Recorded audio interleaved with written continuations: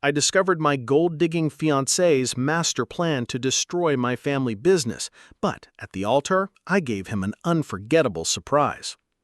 I'm Olivia, 25F, and I won't shy away from admitting that I was born with a silver spoon in my mouth. My family owns a substantial company, not at a multi-billion-dollar level, but certainly enough to afford me a comfortable life free from financial worries. My parents built it from the ground up, and I've always been incredibly proud of that. From the outside, my life probably seems perfect. No shortage of money, a loving family, and a stable job. However, life never gives you something for nothing. I have my own fatal weakness. In the past, I've had a few relationships that were, well, disastrous. The guys who pursued me were textbook love bombers. They'd overwhelm me with syrupy sweet words, extravagant gifts, and nauseatingly romantic gestures. At first, not knowing any better, I was quite swept away, but then I realized it was just a facade, a cover for motives far bigger than me. I started to develop an aversion to anything flashy, pretentious, or ostentatious. Personally, I strive to be honest and simple person, and I want the same in a partner. I want someone who loves me for who I am, not for my family's wealth. Then I met Mark. I truly believed he was my soulmate, but I never anticipated that he would unleash more bitter drama than any movie could ever depict. It was around that time that I started working part-time at a restaurant near my university. A rich kid working as a waitress might sound strange, right? Well, I was still that naive back then, wanting to experience the outside world and understand more about how people do business. And it was there that I met Mark. Mark, a 26-year-old male, was a regular customer who often had lunch at the restaurant. My first impression of Mark was completely different from the guys I'd known before. Although he actually came from a middle-class family, not a poor one, Mark wasn't flashy or pretentious. He didn't dress ostentatiously or brag about money or cars. On the contrary, Mark was extremely frugal. When we first started dating, he always insisted on splitting the bill whenever we went out for meals or activities. He never accepted expensive gifts, even small ones, saying he didn't need them. In fact, for many of our dates, Mark preferred to cook for me himself at his small apartment. Walking with him in the park, sitting on a bench and talking, I felt that he truly valued the small things and the real aspects of life. I kept thinking that Mark was the man I had been searching for all along, someone genuine, not blinded by money and not needing flashy things to prove himself. He was so different, completely opposite to my past relationship experiences. I thought I had found a rough diamond that needed polishing, and I wanted to be the one to do it. The only thing that made me question Mark was, occasionally I'd catch him hanging out with a group of friends who were obviously high rollers. They were all dressed head to toe in designer clothes, the epitome of the playboy lifestyle. I found it really strange. My Mark was so frugal and simple, why would he hang out with people like that? When I asked him, he just said they were old acquaintances and he was just joining them for fun, not engaging in their wild activities. Honestly, something about it still bothered me, but I tried to push it aside, telling myself I was just being overly suspicious. My relationship with Mark progressed, and I thought everything was going well. Then came the time Mark wanted to meet my family. At first, I was a little worried, knowing how difficult my dad could be. But Mark was different. He didn't fawn over them or show off. Instead, he openly expressed admiration for my dad, especially his business philosophy. On their very first meeting, Mark sat for hours asking questions and listening to my dad talk about how he built the company from scratch and overcame difficulties. He even asked a few questions that made my dad nod in approval, and he even asked my dad if he could read some old company documents to learn and understand how the best achieved miracles. That might have been the first time I heard Mark flatter someone like that, but at the moment, I felt so warm, thinking I had finally found a man my family would accept. But my dad, he didn't see it that way. As a seasoned businessman, he had been a shrewd old fox for a long time. From that first meeting, Dad looked at Mark with an incredibly scrutinizing gaze. He constantly warned me, "Daughter, this boy is quite interesting, but there's something forced about him. It's like he's trying to put on an act. You should be more careful with Mark." My mom was softer, but equally worried. Love with all your heart, darling, but you also need to be clear-headed. Don't let your emotions completely override your common sense." At the time, their warnings just went in one ear and out the other. I even got visibly annoyed. I thought my parents were old-fashioned and didn't understand my love. I said things that now, looking back, just make me want to punch myself. There was even one fierce argument where I flat out declared that if my parents didn't accept Mark, I'd leave home. Sounds foolish, doesn't it? But back then, I trusted Mark blindly. Mark didn't let me down either. He started pouring all his effort and energy into proving himself. He worked harder than ever, achieving excellent goals. But he never forgot to spoil and cherish me. And then, well, you know what happened. Mark's persistence and dedication finally paid off. My parents, though still skeptical, had no choice but to accept him. At that moment, I felt like a winner, that my parents finally understood what I saw. Now, I know, that was just the most perfect act I had ever witnessed in my life, and I had completely fallen for it. After that intense period, everything seemed to settle down. My dad, despite maintaining a high-alert attitude, eventually agreed to let Mark work at the company. Mark continued to be a diligent employee, showing excellent eagerness to learn. In fact, he brought in many achievements for the company and quickly climbed to a team leader position in a very short time. During this period, Mark also started promising me marriage and family happiness. And to ensure a prosperous future for both of us, he suggested we should be clear about our finances and build a solid joint fund that he could manage for me. I was foolish enough to trust him, putting almost my entire income into that joint fund. Mark even started meticulously recording every single one of my expenses, asking what I bought and what I used it for. I loved him so much then, thinking it was a sign of absolute trust. But looking back now, I know it was a sign of manipulation and control. Everything continued like this, and I thought my life was heading in the right direction. Then one day, I received a once-in-a-lifetime opportunity. It was a key research position at an international corporation that partnered with my family's company. This was a major turning point in my career, but it required me to move abroad for a while. Everyone told me I had to take it. Even my dad was visibly thrilled. But Mark was different. He started whispering sweet nothings in my ear about how important it was for us to be together, building a peaceful life and a small, happy family. If you go, who will build our home with me? And I, for love, turned down that opportunity, all because of Mark's honeyed words, because of that blind faith in a simple future he painted. Now, looking back, I just want to slap myself awake, not for the opportunity I missed, but for the trust I misplaced. I gave up everything and trusted Mark completely. I once thought I understood Mark. I once thought he was just someone who wanted a peaceful life. But no, he was a devil in disguise, and I gave everything to that devil. Then the fateful night arrived. It was about a month before my wedding to Mark. Everything was ready. Invitations had been sent, and nearly all guests had confirmed. I thought in just a few more weeks I would officially step into that peaceful happiness. That fateful Sunday, I had a high fever. My whole body felt like wilted noodles. My head was spinning, and my limbs were completely exhausted. I was scheduled to go to work, then swing by my sister, Sarah's place, but I honestly couldn't even move a finger. So I decided to stay home. I didn't want to infect Mark, and besides, I didn't want him to see me looking as weak as a wet cat. At the time, I just thought I had a regular flu, nothing major. So I dragged myself into the living room and locked myself in, curled up like a cocoon. I collapsed onto the bed, closed my eyes tightly, and drifted off into an exhausted sleep. I sank into a deep, hazy sleep.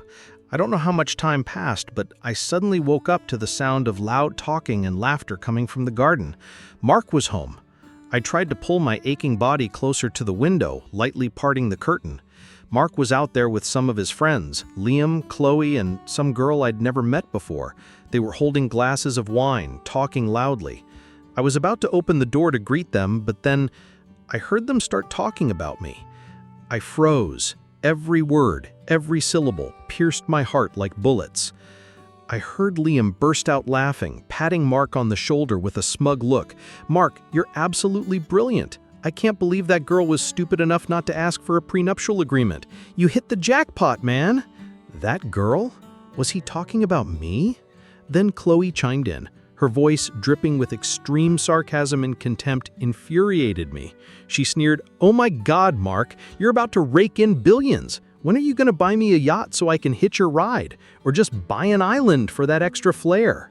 And Mark, the man I was about to marry, when he heard those despicable words, he burst out laughing. It was a self-satisfied, malicious laugh I'd never heard from him in all the years we'd been together. I saw a completely different person, someone I had never known. He puffed out his chest and spoke with the most arrogant tone I'd ever heard. "Don't worry, guys, just 3 more years. 3 more years and I'll be free. Then we'll throw a party so grand that Olivia's family will never forget it. A party to celebrate their downfall." His words, they were 1,000 knives stabbing directly into my heart. I lay there, stiff as a log struck by lightning.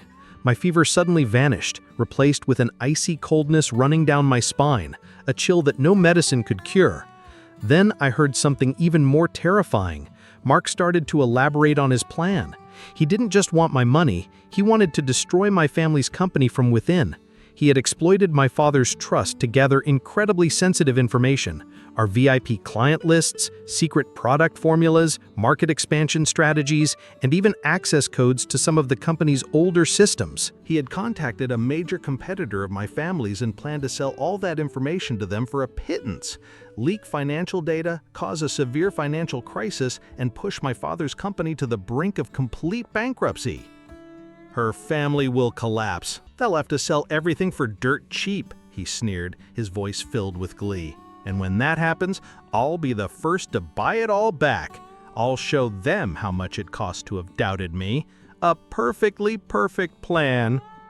Yes, a perfect plan for him, but a living hell for my family. His goal wasn't just to be a gold digger. No, that bastard wanted to destroy my entire business from the inside. Then his friends all joined in. They burst into laughter, mocking my blindness and my parents' stupidity for trusting such a scoundrel.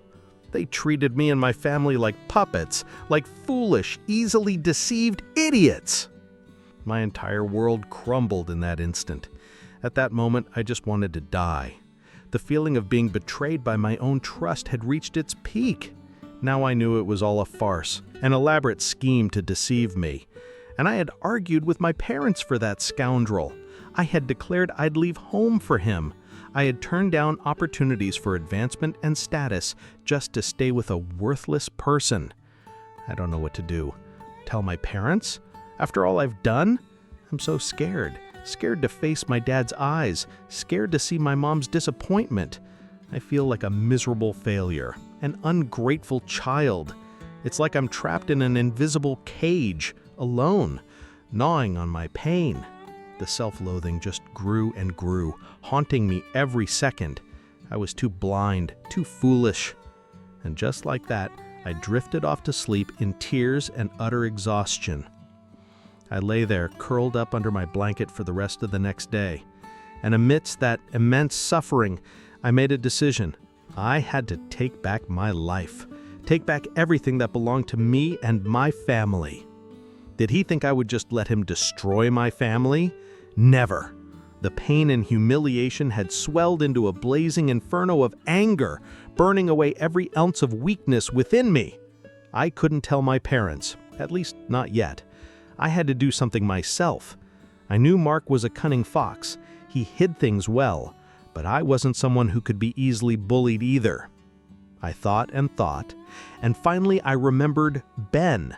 He was a highly trusted former employee of my father's, a private detective who was extremely skilled and reputable in his field. When I was little, he used to carry me around often. I called him. My voice must have been trembling. When I stated my request to investigate Mark, my father's future son-in-law, Ben was very surprised, I could tell through the phone. He kept asking, "Olivia, are you sure? What's going on?" I could only beg him, almost sobbing. "Uncle Ben, please don't tell my parents anything. I'll handle this myself.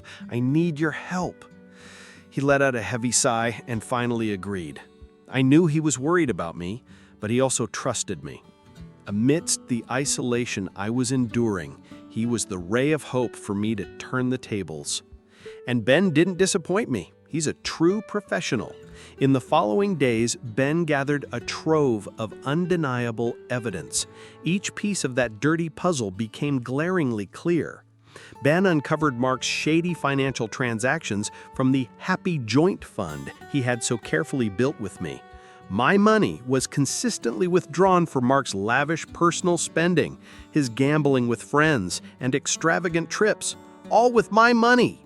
My frugal Mark, the one who always claimed, "I only like simple things," look at what he was doing. Photos of wild parties in the most luxurious places I'd never seen him set foot in. Expensive liquor, women, non-stop revelry with his high-roller friends. All with whose money? My money, of course. That happy joint fund was actually his debauchery fund. Looking at those pictures made me sick to my stomach. Then Ben also discovered Mark's secret meetings with our direct competitors, which he had bragged about, to clandestinely sell information. And most horrifyingly, Ben dug up irrefutable proof of Mark stealing company information. Every internal email exchange, every USB stick containing customer data, copies of confidential contracts, even exclusive formulas, all were in Mark's possession. But that wasn't all.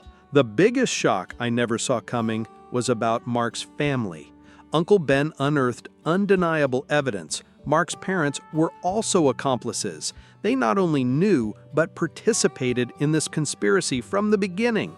They were the ones who advised Mark every step of the way, from how to approach me to how to steal company information. An entire family conspired together to trap an innocent girl like me. My disgust reached its peak. Just when I felt the whole world was against me, a surprising ray of light appeared. It was Leo, one of Mark's wild friends whom I had met once. This guy looked like a bad boy, but turned out to have more of a conscience than my almost fiancé. At first, I was very wary, thinking he was probably a decoy. But then he said, "Olivia, I know Mark's a scumbag. I can't stand seeing him deceive you and your family like this anymore." Leo gave me more evidence. These were audio files of Mark boasting to his friends about his plans during drunken nights. He even confirmed that Mark had been deceiving everyone all along. Each piece of evidence was like a final puzzle piece, completing the horrifying picture of the devil I had once loved. By this point, I had enough ammunition. No one could deny it anymore. Now it was my turn to act. The game had just begun. The fateful wedding day arrived. In the days leading up to it, I felt like a zombie. But with all the evidence in my hand, I knew what I had to do. I wasn't going to cancel the wedding. Dream on. I wouldn't run away anymore. I would confront all the mistakes and deceptions that had surrounded me for so long. I walked into the ceremony wearing my most splendid wedding dress. In that moment, my heart pounded as if it would leap out of my chest. My insides were tearing apart, but on the outside, I maintained a dignified, poised demeanor. I walked slowly, step by step, past hundreds of eyes fixed on me. It was a huge wedding with guests from both families. It was precisely the stage I needed for a spectacular finale.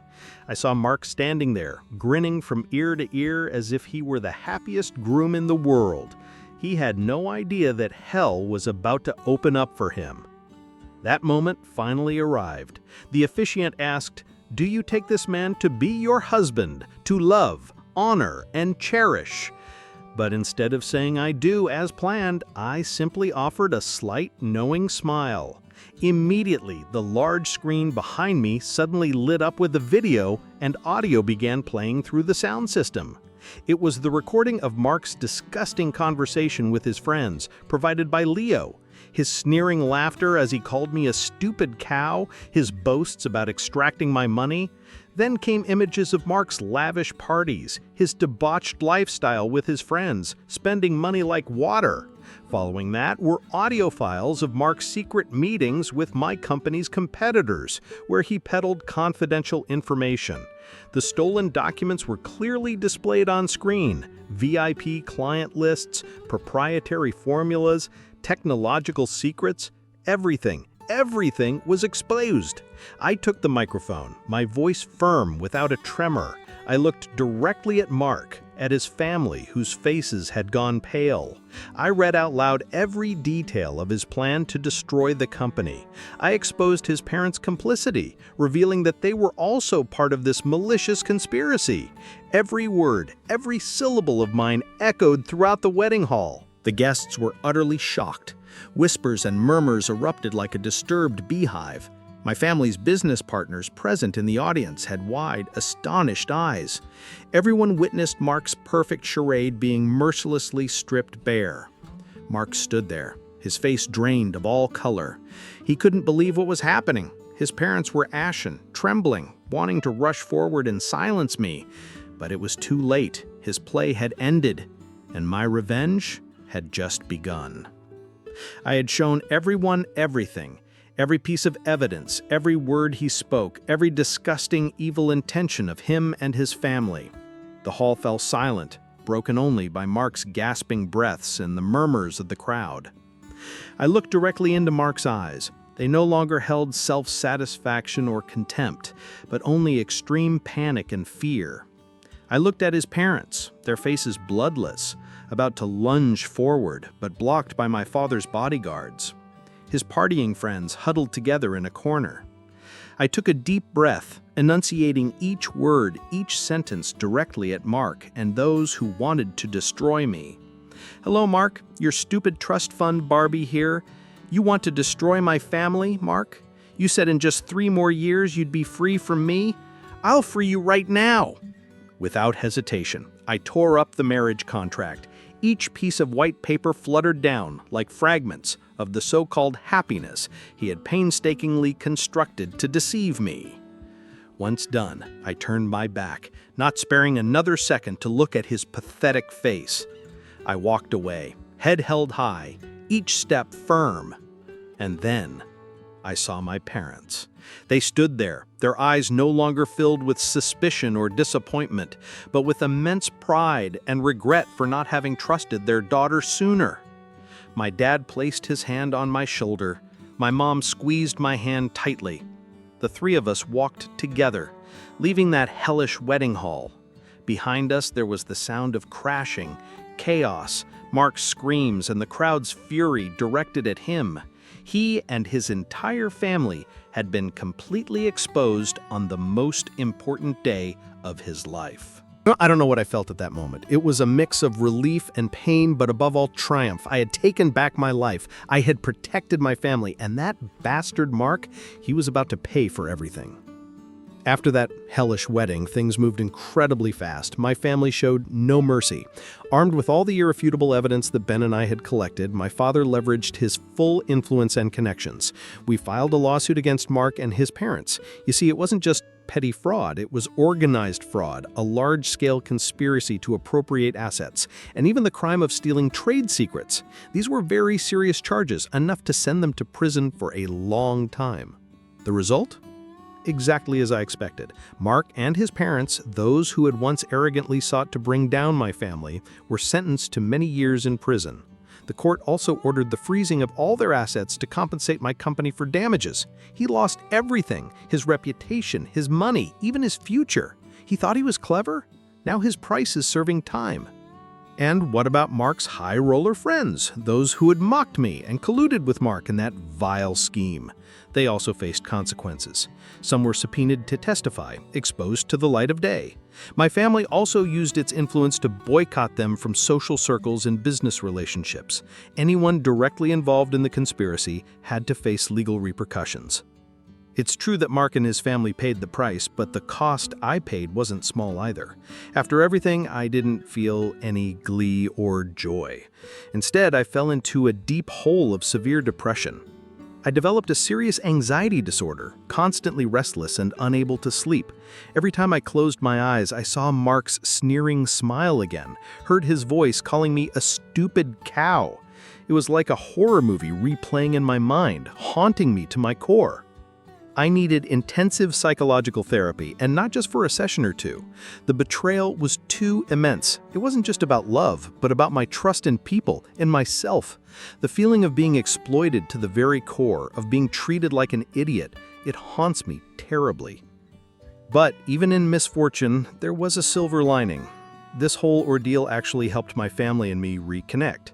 My parents, after everything, understood I wasn't foolish. They saw how strong I was when I faced the truth. We sat down together and talked about everything that was bottled up inside. No more arguments, no more misunderstandings. Our relationship became stronger than ever. My family became my strongest pillar of support throughout those difficult years. My parents weren't just parents. They were my best friends, always there to listen and encourage me through everything. I knew I wasn't alone. And that was the motivation for me to get back up, to keep fighting. Months of psychological therapy, countless conversations with my parents, and confronting myself, all of it transformed me into a different person. I was no longer the naive, blindly trusting girl I once was. I recovered, and I'm stronger than ever. I became a resilient woman, not easily defeated. I learned to think smarter, sharper. Especially in business, I became almost cold. Not cold and unfeeling, but cold to protect myself and what belongs to me. I no longer believe in sweet words or simple appearances. I look directly at the core of the issue. I threw myself into work like a moth to a flame. I wanted to prove to myself that I wasn't weak. I poured all my dedication into inheriting the family business, applying the knowledge I'd gained along with hard-earned experience. My dad trusted me with a key position in the company, and I didn't disappoint him. Together, we overcame challenges, turning obstacles into opportunities. The company not only recovered, but also grew far stronger than before. We expanded our market, launched new products, and rebuilt a solid, unshakable empire. With every successful project, every signed contract, I felt myself come alive again, feeling stronger. The scar Mark left will never fully heal, I know. But it's precisely that scar that has helped me become a much better, smarter, and stronger version of myself. Now, I'm ready for anything life throws at me. My life continued. Years passed and I barely thought of Mark anymore. He was just an old scar, a costly lesson. Then one day, I had a business trip in another city, an opportunity for me to treat myself to a little luxury. I walked into one of the most exquisite restaurants. The dazzling lights, the melodious music, everything was perfect. I chose a small table by the window, looking out at the bustling street. A moment later, a waiter approached to take my order. I looked up, intending to state what I wanted. And then, my eyes met his. The whole world seemed to stop. My heart, despite having weathered so many storms, skipped a beat. It was him! It was Mark! Oh God, I swear I didn't recognize him immediately. He was much thinner, haggard, and weary. Gone was his perfect appearance. Gone was the deceptive, simple demeanor of before. He was truly a shadow, a miserable failure. Mark saw me too. In that instant, his eyes went dim, like a candle being snuffed out. I clearly saw the shock, then utter horror in his gaze. He recognized me, the person he once toyed with, now sitting there, radiant and powerful, while he bowed his head in service. I didn't say a word. I just looked at him with an empty, absolutely emotionless gaze, as if I were looking at a stranger, someone who didn't exist in my life. I simply gave a slight nod, signaling that I was ready to order. Mark, with trembling hands, lowered his head and wrote down my order. He dared not look me in the eye anymore. Once finished, he turned and walked away, each step heavy, dejected, and filled with humiliation.